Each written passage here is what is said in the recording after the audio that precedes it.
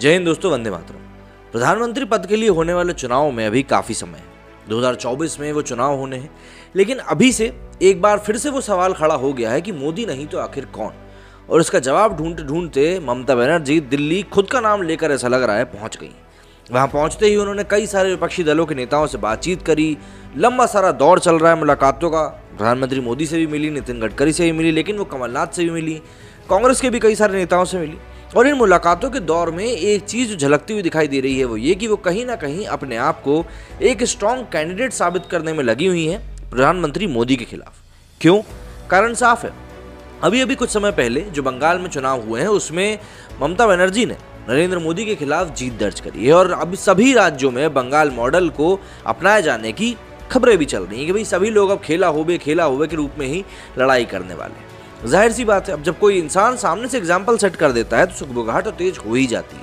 लेकिन यहाँ पर सवाल ये खड़ा होता है कि क्या वाकई में विपक्ष इतना समझदार है कि वो बिना आपस में लड़े किसी एक को उम्मीदवार बना सकता है? ऐसा बिल्कुल भी नहीं है। क्योंकि कांग्रेस की अगर हम बात करें तो कांग्रेस के कार्यकर्ताओं ने और कांग्रेस के कई सारे नेताओं ने इस बात को स्पष्ट कह दिया है कि 2024 के चुनाव में भी वही होगा जो सोनिया गांधी चाहेंगी। तब जाहिर सी बात है, राजकुमार तो तैयारी करके बैठे हुए हैं कि भाई बस कब हमको राजगद्दी मिल जाए। इसके साथ ही शिवसेना भी जोर लगा रही है कि भाई उद्धव ठाकरे के नाम को हम आगे बढ़ा दें। अब उद्धव ठाकरे के नाम को आगे बढ़ाने की जहां बात हो जाए वहां तो आप खुद ही सोच लीजिए क्या होगा। ऐसे में रिपब्लिकन पार्टी ऑफ इंडिया के रामदास अठावले ने एक बहुत ही जोरदार बयान दिया। रिपब्लिकन पार्टी ऑफ इंडिया के अध्यक्ष और केंद्रीय मंत्री रामदास अठावले ने गुरुवार को कहा कि पश्चिम बंगाल की मुख्यमंत्री ममता बनर्जी की अगुवाई में भले ही सभी विपक्षी दल एकजुट हो जाएं, लेकिन अगले लोकसभा चुनाव में कोई खेला नहीं होगा, क्योंकि उस चुनाव में भी प्रधानमंत्री नरेंद्र मोदी का ही मेला होगा।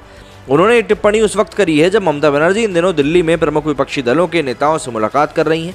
उनके इस दिल्ली दौरे को भाजपा विरोधी मोर्चे के लिए सभी विपक्षी दलों को एकजुट करने के प्रयास के तौर पर देखा जा रहा है। केंद्रीय सामाजिक न्याय एवं आधिकारिक राज्य मंत्री अठावले ने एक बयान में दावा किया कि 2024 में खेला नहीं, सत्ता के लिए मोदी का मेला होगा।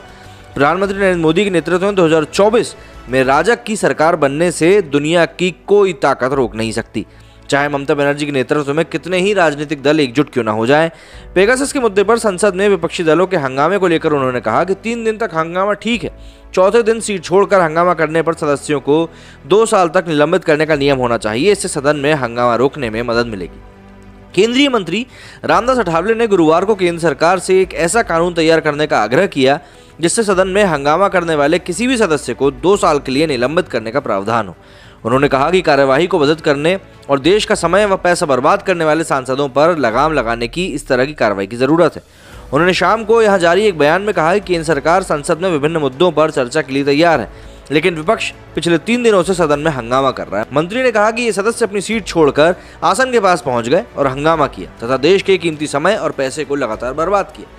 अब इस तरह की बातें भी सामने आ रही हैं कि भाई कांग्रेस या फिर दूसरी जितनी भी विपक्षी दल हैं वो लोग नहीं चाहते कि ममता बनर्जी को दिल्ली पहुंचाया जाए, इसीलिए विपक्ष एकजुट होता हुआ यहाँ पर दिखाई दे ही नहीं रहा है। और यही एक सबसे बड़ी समस्या विपक्ष ने 2019 में भी देखी थी, लेकिन वो महागठबंधन बिल्कुल भी टिक नहीं पाया, क्योंकि उसका जो आधार था वो एक दूसरे से हुई ईर्ष्या के ऊपर टिका हुआ था, जिसमें कोई भी किसी को सही तरीके से सपोर्ट नहीं कर रहा था।